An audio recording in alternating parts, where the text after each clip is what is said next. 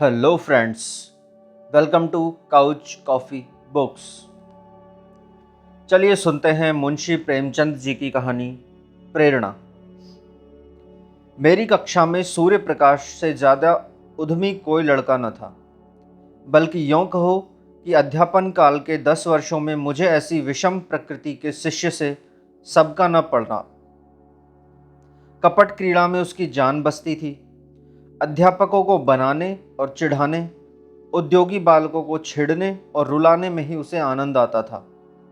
ऐसे ऐसे षड्यंत्र रचता, ऐसे ऐसे फंदे डालता, ऐसे ऐसे बंधन बांधता कि देखकर आश्चर्य होता था। गिरोहबंदी में अभ्यस्त था। खुदाई फौजदारों की एक फौज बना ली थी और उसके आतंक से शाला पर शासन करता था। मुख्य अधिष्ठाता की आज्ञा टल जाए, मगर क्या मजाल कि कोई उसके हुक्म की अवज्ञा कर सके। स्कूल के चपरासी और अर्दली उससे थर थर कांपते थे। इंस्पेक्टर का मुआयना होने वाला था। मुख्य अधिष्ठाता ने हुक्म दिया कि लड़के निर्दिष्ट समय से आध घंटा पहले आ जाएं। मतलब यह था कि लड़कों को मुआयने के बारे में कुछ ज़रूरी बातें बता दी जाएं। मगर 10 बज गए। इंस्पेक्टर साहब आकर बैठ गए और मदरसे में एक लड़का भी नहीं।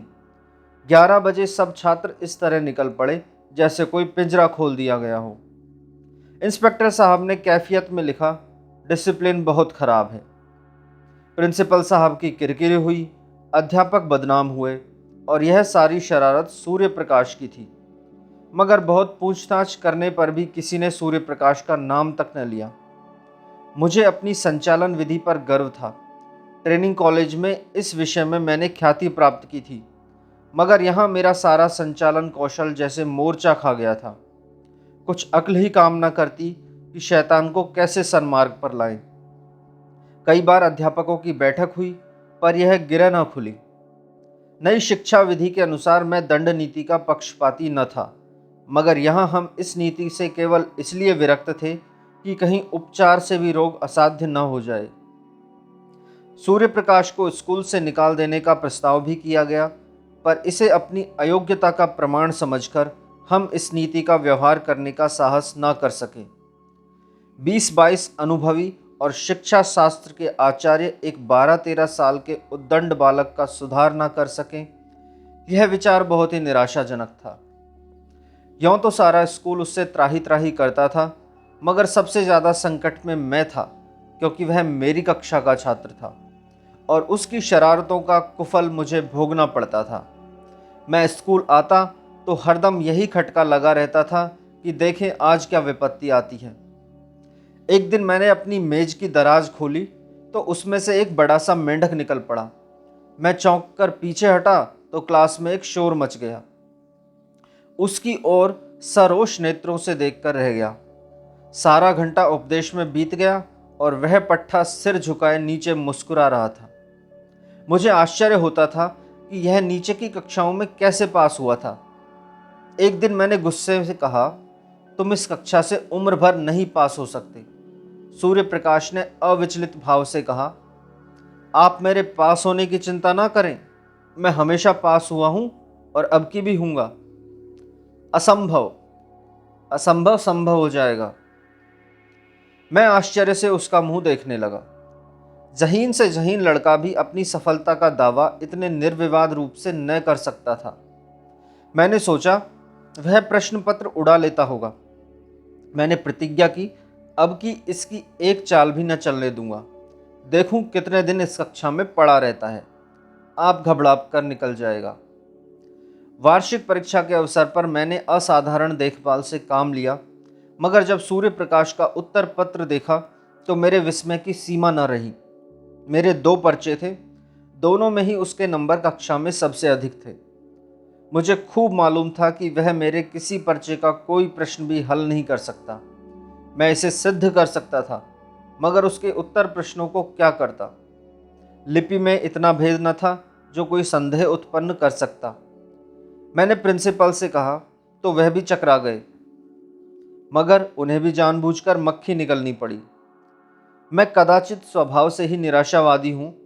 अन्य अध्यापकों को मैं सूर्य प्रकाश के विषय में जरा भी चिंतित न पाता, मानो ऐसे लड़कों का स्कूल में आना कोई नई बात न थी। मगर मेरे लिए वह एक विकट रहस्य था। अगर यही ढंग रहे तो एक दिन या तो जेल में होगा या पागल खाने में। उसी साल मेरा तबादला हो गया। यद्यपि यहाँ का जलवायु मेरे अनुकूल था, प्रिंसिपल और अन्य अध्यापकों से मैत्री हो गई थी, मगर मैं अपने तबादले से खुश हुआ क्योंकि सूर्य प्रकाश मेरे मार्ग का कांटा न रहेगा। लड़कों ने मुझे विदाई की दावत दी और सब के सब स्टेशन तक पहुंचाने आए। उस वक्त सभी लड़के आंखों में आंसू भरे हुए थे। मैं भी अपने आंसुओं को न रोक सका। सहसा मेरी निगाह सूर्य प्रकाश पर पड़ी, जो सबसे पीछे लज्जित खड़ा था। मुझे ऐसा मालूम हुआ कि उसकी आंखें भी भीगी थी। मेरा जी बार बार चाहता था कि चलते चलते उससे दो चार बातें कर लूं। शायद वह भी मुझसे कुछ कहना चाहता था, मगर न मैंने पहले बातें की न उसने। हालांकि मुझे बहुत दिन तक इसका खेद रहा। उसकी झिझक तो क्षमा के योग्य थी, पर मेरा अवरोध अक्षम्य था। संभव था उस करुणा और ग्लानि की दशा में मेरी दो चार निष्कपट बातें उसके दिल पर असर कर जाती, मगर इन्हीं खोए हुए अवसरों का नाम तो जिंदगी है। गाड़ी मंद गति से चली। लड़के कई कदम तक उसके साथ दौड़े। मैं खिड़की से बाहर सिर निकाले खड़ा रहा। कुछ देर मुझे उनके हिलते हुए रुमाल नजर आए, फिर वे रेखाएं आकाश में विलीन हो गई, मगर एक अल्पकाय मूर्ति अब भी प्लेटफॉर्म पर खड़ी थी। मैंने अनुमान किया वह सूर्य प्रकाश है। उस समय मेरा हृदय किसी विकल कैदी की भांति घृणा, मालिन्य और उदासीनता के बंधनों को तोड़ तोड़कर उसके गले मिलने के लिए तड़प उठा। नए स्थान की नई चिंताओं ने मुझे जल्द अपनी ओर आकर्षित कर लिया। पिछले दिनों की याद एक हसरत बनकर रह गई। न किसी का कोई खत आया, न मैंने कोई खत लिखा। शायद दुनिया का यही दस्तूर है। वर्षा के बाद वर्षा की हरियाली कितने दिनों रहती है। संयोग से मुझे इंग्लैंड में विद्याभ्यास करने का अवसर मिल गया। वहाँ 3 साल लग गए। वहाँ से लौटा तो एक कॉलेज का प्रिंसिपल बना दिया गया। यह सिद्धि मेरे लिए बिल्कुल आशातीत थी। मेरी भावना स्वप्न में भी इतनी दूर न उड़ी थी, किंतु पदलिप्सा अब किसी और भी ऊंची डाली पर आश्रय लेना चाहती थी। शिक्षा मंत्री से रब्त जब्त पैदा किया। मंत्री महोदय मुझ पर कृपा रखते थे, मगर वास्तव में शिक्षा के मौलिक सिद्धांतों का उन्हें ज्ञान न था। मुझे पाकर उन्होंने सारा भार मेरे ऊपर डाल दिया। घोड़े पर सवार वह थे, लगाम मेरे हाथ में थी। फल यह हुआ कि उनके राजनीतिक विपक्षियों से मेरा विरोध हो गया। मुझ पर जा बेजा आक्रमण होने लगे। मैं सिद्धांत रूप से अनिवार्य शिक्षा का विरोधी हूँ। मेरा विचार है कि हर एक मनुष्य को उन विषयों में ज़्यादा स्वाधीनता होनी चाहिए जिनका उससे निज का संबंध है। मेरा विचार है कि यूरोप में अनिवार्य शिक्षा की ज़रूरत है, भारत में नहीं। भौतिकता पश्चिमी सभ्यता का मूल तत्व है। वहाँ किसी काम की प्रेरणा आर्थिक लाभ के आधार पर होती है। जिंदगी की ज़रूरत ज़्यादा है, इसलिए जीवन संग्राम भी अधिक भीषण है। माता पिता भोग के दास होकर बच्चों को जल्द से जल्द कुछ कमाने पर मजबूर करते हैं। इसकी जगह कि वह मद का त्याग करके 1 शिलिंग रोज की बचत कर लें, वे अपने कमसिन बच्चे को 1 शिलिंग की मजदूरी करने के लिए दबाएंगे। भारतीय जीवन में सात्विक सरलता है। हम उस वक्त तक अपने बच्चों से मजदूरी नहीं कराते जब तक कि परिस्थिति हमें विवश न कर दे। दरिद्र से दरिद्र हिंदुस्तानी मजदूर भी शिक्षा के उपकरों का कायल है। उसके मन में यह अभिलाषा होती है कि मेरा बच्चा 4 अक्षर पढ़ जाए। इसलिए नहीं कि उसे कोई अधिकार मिलेगा, बल्कि केवल इसलिए कि विद्या मानवीय शील का एक श्रृंगार है। अगर यह जानकर भी वह अपने बच्चे को मदरसे नहीं भेजता, तो समझ लेना चाहिए कि वह मजबूर है। ऐसी दशा में उस पर कानून का प्रहार करना मेरी दृष्टि में न्याय संगत नहीं है। इसके सिवाय मेरे विचार में अभी हमारे देश में योग्य शिक्षकों का अभाव है। अर्धशिक्षित और अल्प वेतन पाने वाले अध्यापकों से आप यह आशा नहीं रख सकते कि वह कोई ऊंचा आदर्श आपके सामने रख सके। अधिक से अधिक इतना ही होगा कि 4-5 वर्ष में बालक को अक्षर ज्ञान हो जाए। मैं इसे पर्वत खोदकर चूहिया निकालने के तुल्य समझता हूँ। वयस प्राप्त हो जाने पर यह मसला 1 महीने में आसानी से तय किया जा सकता है। मैं अनुभव से कह सकता हूँ कि युवावस्था में हम जितना ज्ञान 1 महीने में प्राप्त कर सकते हैं, उतना बाल्यावस्था में 3 साल में भी नहीं कर सकते। फिर खामखा बच्चों को मदरसे में कैद करने से क्या लाभ? मदरसे के बाहर रहकर उसे स्वच्छ वायु तो मिलती, प्राकृतिक अनुभव तो होते। पाठशाला में बंद करके तो आप उसके मानसिक और शारीरिक दोनों विधाओं को जड़ काट देते हैं। इसलिए जब प्रांतीय व्यवस्थापक सभा में अनिवार्य शिक्षा का प्रस्ताव पेश हुआ तो मेरी प्रेरणा से मिनिस्टर साहब ने उसका विरोध किया। नतीजा यह हुआ कि प्रस्ताव अस्वीकृत हो गया। फिर क्या था, मिनिस्टर साहब की और मेरी वह लेदे शुरू हुई कि कुछ ना पूछिए। व्यक्तिगत आक्षेप किए जाने लगे। मैं गरीब की बीवी था, मुझे ही सबकी भाभी बनना पड़ा। मुझे देशद्रोही, उन्नति का शत्रु और नौकरशाही का गुलाम कहा गया। मेरे कॉलेज में जरा सी भी कोई बात होती तो काउंसिल में मुझ पर वर्षा होने लगती। मैंने एक चपरासी को पृथक किया। सारी काउंसिल पंजे झाड़कर मेरे पीछे पड़ गई। आखिर मिनिस्टर साहब को मजबूर होकर उस चपरासी को बहाल करना पड़ा। यह अपमान मेरे लिए असह्य था। शायद कोई भी इसे सहन न कर सकता। मिनिस्टर साहब से मुझे शिकायत नहीं, वह मजबूर थे। हाँ, इस वातावरण में काम करना मेरे लिए दुस्साध्य हो गया। मुझे अपने कॉलेज के आंतरिक संगठन का भी अधिकार नहीं। अमुक क्यों नहीं परीक्षा में भेजा गया? अमुक के बदले अमुक को क्यों नहीं छात्रवृत्ति दी गई? अमुक अध्यापक को अमुक कक्षा क्यों नहीं दी जाती? इस तरह के सारहीन आक्षेपों ने मेरी नाक में दम कर दिया था। इस नई चोट ने कमर तोड़ दी। मैंने इस्तीफा दे दिया। मुझे मिनिस्टर साहब से इतनी आशा अवश्य थी कि वह कम से कम इस विषय में न्यायपरायणता से काम लेंगे, मगर उन्होंने न्याय की जगह नीति को मान्य समझा और मुझे कई साल की भक्ति का यह फल मिला कि मैं पदच्युत कर दिया गया। संसार का ऐसा कटु अनुभव मुझे अब तक ना हुआ था। ग्रह भी कुछ बुरे आ गए थे। उन्हीं दिनों पत्नी का देहांत हो गया। अंतिम दर्शन भी न कर सका। संध्या समय नदी तट पर सैर करने गया था। वह कुछ अस्वस्थ थी। लौटा तो उनकी लाश मिली। कदाचित हृदय की गति बंद हो गई थी। इस आघात ने कमर तोड़ दी। माता के प्रसाद और आशीर्वाद से बड़े बड़े महान पुरुष कृतार्थ हो गए हैं। मैं जो कुछ हुआ, पत्नी के प्रसाद और आशीर्वाद से बड़े बड़े महान पुरुष कृतार्थ हो गए हैं। मैं जो कुछ हुआ, पत्नी के प्रसाद और आशीर्वाद से हुआ। वह मेरे भाग्य की विधात्री थी। कितना अलौकिक त्याग था, कितना विशाल धैर्य। उनके माधुर्य में तीक्ष्णता का नाम भी न था। मुझे याद नहीं आता कि मैंने कभी उनकी भ्रुकुटी संकुचित देखी हो। वह निराश होना तो जानती ही न थी। मैं कई बार सख्त बीमार पड़ा हूँ। वैद्य निराश हो गए हैं, पर वह अपने धैर्य और शांति से अणु मात्र भी विचलित नहीं हुई। उन्हें विश्वास था कि मैं अपने पति के जीवन काल में मरूंगी, और वही हुआ भी। मैं जीवन में अब तक उन्हीं के सहारे खड़ा था। जब वह अवलंब ही ना रहा तो जीवन कहाँ रहता? खाने और सोने का नाम जीवन नहीं है। जीवन नाम है सदैव आगे बढ़ते रहने की लगन का। यह लगन गायब हो गई। मैं संसार से विरक्त हो गया और एकांतवास में जीवन के दिन व्यतीत करने का निश्चय करके एक छोटे से गांव में जा बसा। चारों तरफ ऊंचे ऊंचे टीले थे। एक और गंगा बहती थी।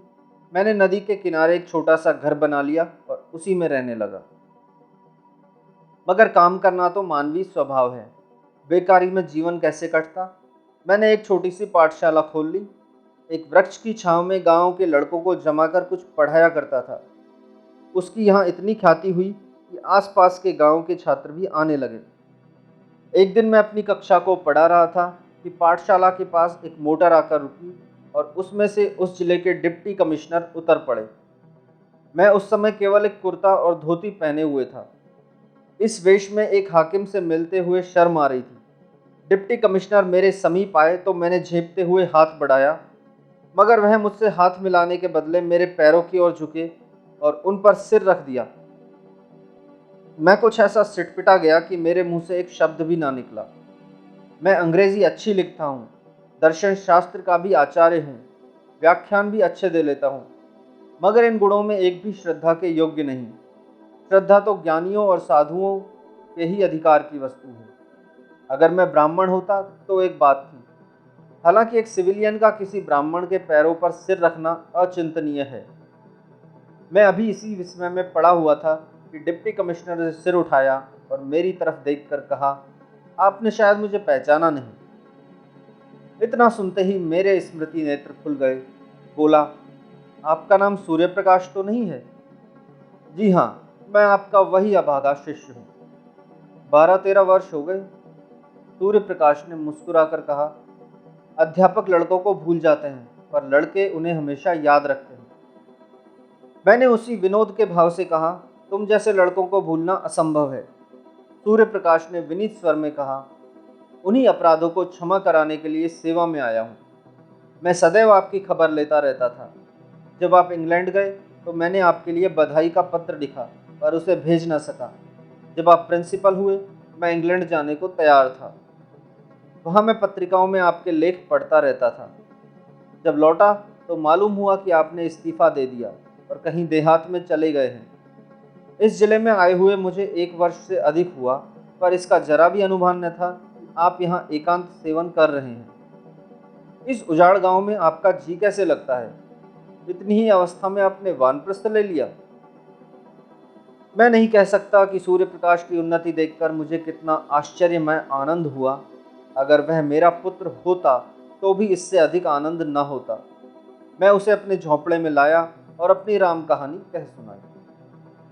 सूर्य प्रकाश ने कहा, तो यह कहिए कि आप अपने ही एक भाई के विश्वासघात के शिकार हुए। मेरा अनुभव तो अभी बहुत कम है, मगर इतने ही दिनों में मुझे मालूम हो गया है कि हम लोग अभी अपनी जिम्मेदारियों को पूरा करना नहीं जानते। मिनिस्टर साहब से भेंट हुई तो पूछूंगा कि यही आपका धर्म था? मैंने जवाब दिया, भाई उनका दोष नहीं। संभव है इस दशा में मैं भी वही करता जो उन्होंने किया। मुझे अपनी स्वार्थ लिप्सा की सजा मिल गई और उसके लिए मैं उनका ऋणी हूँ।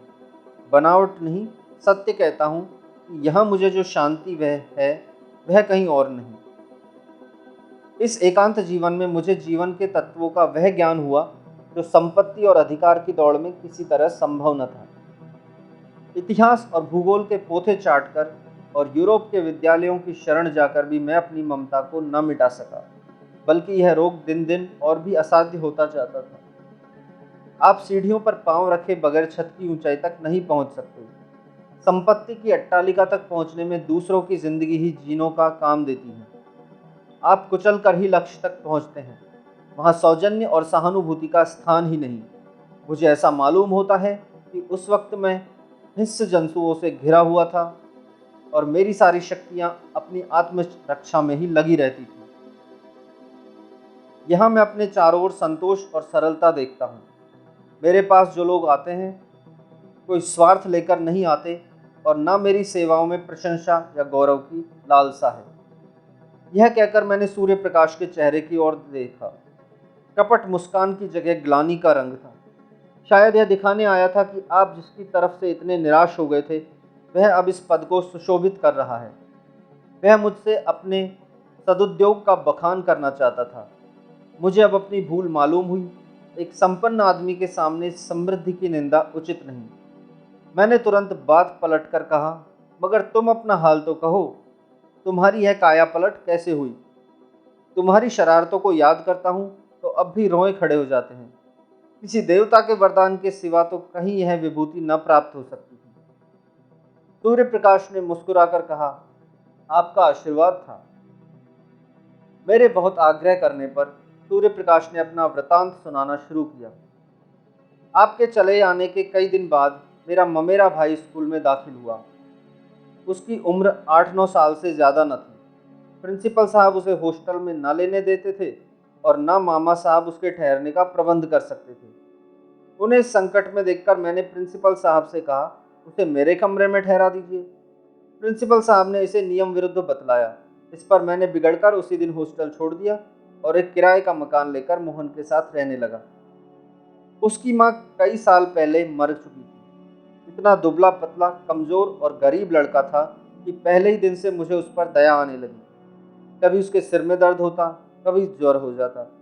आए दिन कोई ना कोई बीमारी खड़ी रहती थी। इधर सांझ हुई और झपकियाँ आने लगी। बड़ी मुश्किल से भोजन करने उठता। दिन चढ़े तक सोया करता और जब तक मैं गोद में उठाकर बिठा न देता उठने का नाम न लेता। रात को बहुधा चौंक कर मेरी चाई पर आ जाता, मेरे गले से लिपट कर सोता। मुझे उस पर कभी क्रोध न आता। कह नहीं सकता क्यों मुझे उससे प्रेम हो गया। मैं जहाँ पहले 9 बजे सोकर उठता था, अब तड़के उठ बैठता और उसके लिए दूध गर्म करता, फिर उसे उठाकर हाथ मुंह धुलाता और नाश्ता कराता। उसके स्वास्थ्य के विचार से नित्य वायु सेवन को ले जाता। मैं जो कभी किताब लेकर न बैठता था, उसे घंटों पढ़ाया करता। मुझे अपने दायित्व का इतना ज्ञान कैसे हो गया, इसका मुझे आश्चर्य है। उसे कोई शिकायत हो जाती तो मेरे प्राण नखों में समा जाते। डॉक्टर के पास दौड़ता, दवाएं लाता और मोहन की खुशामद करके दवा पिलाता। सदैव यह चिंता लगी रहती थी कि कोई बात उसकी इच्छा के विरुद्ध न हो जाए। इस बेचारे का यहाँ मेरे सिवा दूसरा कौन है। मेरे चंचल मित्रों में से कोई उसे चिढ़ाता या छेड़ता तो मेरी त्योरियां बदल जाती थी। कई लड़के तो मुझे बूढ़ी दाई कहकर चिढ़ाते थे, पर मैं हंसकर टाल देता था। मैं उसके सामने एक अनुचित शब्द भी मुंह से न निकालता। यह शंका होती थी कि कहीं मेरी देखा देखी यह भी खराब न हो जाए। मैं उसके सामने इस तरह रहना चाहता था कि वह मुझे अपना आदर्श समझे, और इसके लिए यह मानी हुई बात थी कि मैं अपना चरित्र सुधारूं। वह मेरा 9 बजे सोकर उठना, 12 बजे तक मटर गश्ती करना, नई नई शरारतों के मंसूबे बांधना और अध्यापकों की आंख बचाकर स्कूल से उड़ जाना, सब आप ही आप जाता रहा। स्वास्थ्य और चरित्र पालन के सिद्धांतों का मैं शत्रु था, पर अब मुझसे बढ़कर उन नियमों का रक्षक दूसरा न था। मैं ईश्वर का उपहास किया करता, मगर अब पक्का आस्तिक हो गया था। वह बड़े सरल भाव से पूछता, परमात्मा सब जगह रहते हैं तो मेरे पास भी रहते होंगे। इस प्रश्न का मजाक उड़ाना मेरे लिए असंभव था। मैं कहता, हाँ, परमात्मा तुम्हारे हमारे सबके पास रहते हैं और हमारी रक्षा करते हैं। यह आश्वासन पाकर उसका चेहरा आनंद से खिल उठता था। कदाचित वह परमात्मा की सत्ता का अनुभव करने लगता था। साल ही भर में मोहन कुछ से कुछ हो गया। मामा साहब दोबारा आए तो उसे देखकर चकित हो गए। आंखों में आंसू भरकर बोले, बेटा, तुमने इसको जिला लिया, नहीं तो मैं निराश हो चुका था। इसका पुनीत फल ईश्वर तुम्हें देंगे। इसकी माँ स्वर्ग में बैठी हुई तुम्हें आशीर्वाद दे रही है। सूर्य प्रकाश की आंखें उस वक्त भी सजल हो गई थी। मैंने पूछा, मोहन भी तुम्हें बहुत प्यार करता होगा। सूर्य प्रकाश के सजल नेत्रों में हसरत से भरा हुआ आनंद चमक उठा। बोला, वह मुझे 1 मिनट के लिए भी न छोड़ता था। मेरे साथ बैठता, मेरे साथ खाता, मेरे साथ सोता। मैं ही उसका सब कुछ था। आह, वह संसार में नहीं है, मगर मेरे लिए वह अब भी उसी तरह जीता जागता है। मैं जो कुछ हूँ उसी का बनाया हुआ हूँ। अगर वह दैवी विधान की भांति मेरा पथ प्रदर्शक ना बन जाता तो शायद आज मैं किसी जेल में पड़ा होता। एक दिन मैंने कह दिया था, अगर तुम रोज नहा ना लिया करो तो मैं तुमसे ना बोलूंगा। नहाने से वह न जाने क्यों जी चुराता था। मेरी इस धमकी का फल हुआ कि वह नित्य प्रातःकाल नहाने लगा। कितनी ही सर्दी क्यों न हो, कितनी ही ठंडी हवा चले, लेकिन वह स्नान अवश्य करता था। देखता रहता था कि मैं किस बात से खुश होता हूँ। एक दिन मैं कई मित्रों के साथ थिएटर देखने चला गया। ताकीद कर गया था कि तुम खाना खाकर सो रहना। 3 बजे रात को लौटा तो देखा कि वह बैठा हुआ था। मैंने पूछा, तुम सोए नहीं? बोला, नींद नहीं आई। उस दिन से मैंने थिएटर जाने का नाम ना लिया।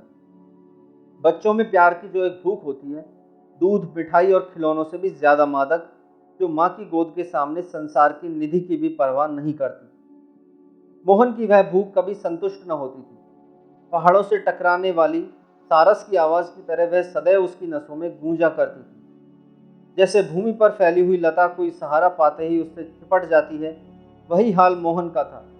वह मुझसे ऐसा चिपट गया था कि पृथक किया जाता तो उसकी कोमल बेल के टुकड़े टुकड़े हो जाते। वह मेरे साथ 3 साल रहा और तब मेरे जीवन में प्रकाश की एक रेखा डालकर अंधकार में विलीन हो गया। उस जीर्ण काया में कैसे कैसे अरमान भरे हुए थे। कदाचित ईश्वर ने मेरे जीवन में एक अवलंबन की सृष्टि करने के लिए उसे भेजा था। उद्देश्य पूरा हो गया तो वह क्यों रहता। गर्मियों की तालील थी। 2 तातीलों में मोहन मेरे ही साथ रहा। मामा जी के आग्रह करने पर भी घर न आया। अब की कॉलेज के छात्रों ने कश्मीर यात्रा करने का निश्चय किया और मुझे उसका अध्यक्ष बनाया। कश्मीर यात्रा की अभिलाषा मुझे चिरकाल से थी। इसी अवसर को गनीमत समझा। मोहन को मामा जी के पास भेजकर मैं कश्मीर चला आया।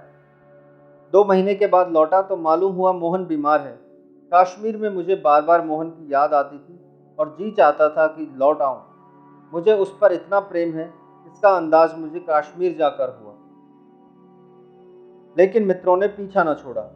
उसकी बीमारी की खबर पाते ही मैं अधीर हो उठा और दूसरे ही दिन उसके पास जा पहुंचा। मुझे देखते ही उसके पीले और सूखे हुए चेहरे पर आनंद की स्फूर्ति झलक पड़ी। मैं दौड़कर उसके गले से लिपट गया। उसकी आंखों में वह दूरदृष्टि और चेहरे पर वह अलौकिक आभा थी जो मंडराती हुई मृत्यु की सूचना देती है। मैंने आवेश से कांपते हुए स्वर में पूछा, यह तुम्हारी क्या दशा है मोहन? 2 ही महीने में यह नौबत पहुंच गई। मोहन ने सरल मुस्कान के साथ कहा, आप कश्मीर की सैर करने गए थे, मैं आकाश की सैर करने जा रहा हूं। मगर यह दुख की कहानी कहकर मैं रोना और रुलाना नहीं चाहता। मेरे चले जाने के बाद मोहन इतने परिश्रम से पढ़ने लगा मानो तपस्या कर रहा हो। उसे यह धुन सवार हो गई थी कि साल भर की पढ़ाई 2 महीने में समाप्त कर ले और स्कूल खुलने के बाद वह मुझसे इस श्रम का प्रशंसा रूपी उपहार प्राप्त करे। मैं किस तरह उसकी पीठ ठोकूंगा, शाबाशी दूंगा, अपने मित्रों से बखान करूंगा। इन भावनाओं ने उसके सारे बालोचित उत्साह और तल्लीनता से उसे वशीभूत कर दिया। मामा जी को दफ्तर के कामों में इतना अवकाश कहाँ कि उसके मनोरंजन का ध्यान रखे। शायद उसे प्रतिदिन कुछ न कुछ पढ़ते देखकर वह दिल में खुश होते थे। उसे खेलते देख वह जरूर डांटते थे, पढ़ते देख भला क्या कहते। फल यह हुआ कि मोहन को हल्का हल्का ज्वर आने लगा, किंतु उस दशा में भी उसने पढ़ना न छोड़ा। कुछ और व्यतिक्रम भी हुए। ज्वर का प्रकोप और भी बढ़ा, पर उस दशा में भी ज्वर कुछ हल्का हो जाता तो किताबें देखने लगता था। उसके प्राण मुझ में ही बने रहते थे। ज्वर की दशा में भी नौकरों से पूछता, भैया का पत्र आया, वह कब आएंगे? इसके सिवा और कोई दूसरी अभिलाषा न थी। अगर मुझे मालूम होता कि मेरी कश्मीर यात्रा इतनी महंगी पड़ेगी तो उधर जाने का नाम भी न लेता। उसे बचाने के लिए मुझसे जो कुछ हो सकता था वह मैंने सब किया, किंतु बुखार टाइफाइड था, उसकी जान लेकर ही उतरा। उसके जीवन के स्वप्न मेरे लिए किसी ऋषि के आशीर्वाद बनकर मुझे प्रोत्साहित करने लगे और यह उसी का शुभ फल है कि आज आप मुझे इस दशा में देख रहे हैं। मोहन की बाल अभिलाषाओं को प्रत्यक्ष रूप में लाकर यह मुझे संतोष होता है कि शायद उसकी पवित्र आत्मा मुझे देखकर प्रसन्न होती हो। यही प्रेरणा थी कि जिसने कठिन से कठिन परीक्षाओं में भी मेरा बेड़ा पार लगाया। नहीं तो मैं आज भी यही मंदबुद्धि सूर्य प्रकाश हूँ जिसकी सूरत से आप चिढ़ते थे। उस दिन से मैं कई बार सूर्य प्रकाश से मिल चुका हूँ। वह जब इस तरफ आ जाता है तो बिना मुझे मिलने नहीं जाता। मोहन को अब भी वह अपना इष्ट देव समझता है। मानव प्रकृति का यह एक ऐसा रहस्य है जिसे मैं आज तक नहीं समझ सका। दोस्तों, ये थी मुंशी प्रेमचंद की कहानी प्रेरणा। धन्यवाद।